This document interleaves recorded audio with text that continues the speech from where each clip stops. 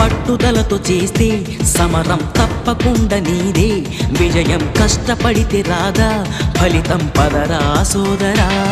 నీ ధైర్యం తోడై ఉండగా ఏ సాయం కోసం చూడక, నీ ధ్యేయం చూపే మార్గంలో పోరా సూటిగా.